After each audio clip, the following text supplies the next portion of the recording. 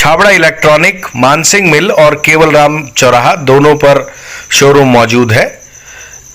Fridge, cooler, AC, deep freezer, TV, washing machine, mixer, juicer, grinder, note गिनने की machine सहित बहुत सी electronic item मौजूद हैं। एक बार विजिट करें अथवा फोन लगाकर जानकारी। मध्य प्रदेश के खंडवा में स्थित तीर्थ नगरी ओमकारेश्वर में राजस्थान के करौली से आए 14 वर्षीय नाबालिग की नर्मदा में पैर फिसलने से वह पानी में बह गया था, जिसके बाद आज उसका मृत शरीर गोताखोरों की मदद से रिकवर किया गया है। लगातार ओमकारेश्वर में पैर फिसलने से, नर्मदा जी में डूबने से लोगों की दुखद मृत्यु हो रही है। इसमें युवा भी शामिल हैं, हर प्रकार का व्यक्ति शामिल है। दरअसल 1 महीने के दौरान ही 6 मौत नर्मदा जी में डूबने से लोगों की हो चुकी है और पिछले कई महीनों में सैकड़ों मौत हो चुकी है।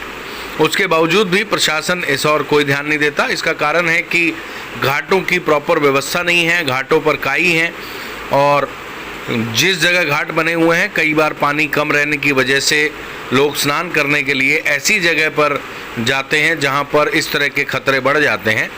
शासन द्वारा इस बात को लेकर कोई गंभीरता नहीं दिखाई गई। स्थानीय प्रशासन भी इस और ध्यान नहीं देता है।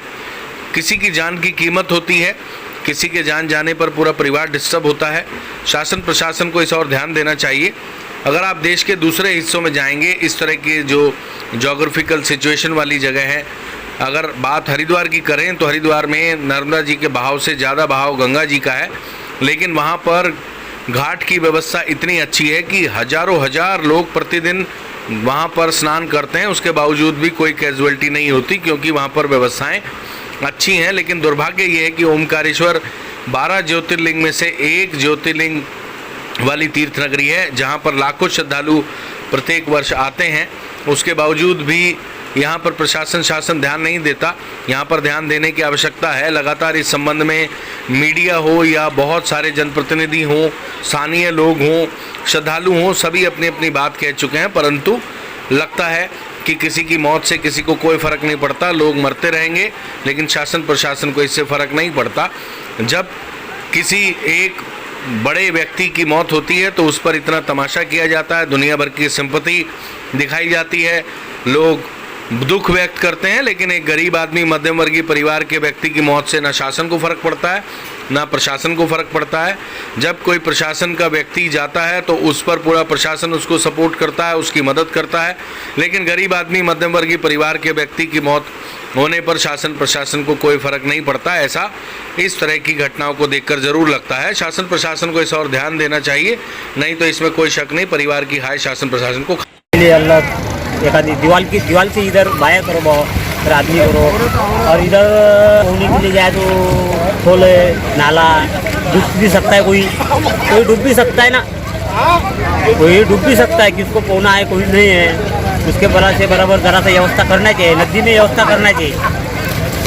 बाया के लिए नहीं कुछ नहीं, बीच में ऐसा कर रहे हैं, वैसा कर रहे हैं। नाम विनोद। कहाँ से आए आप? अमरावती।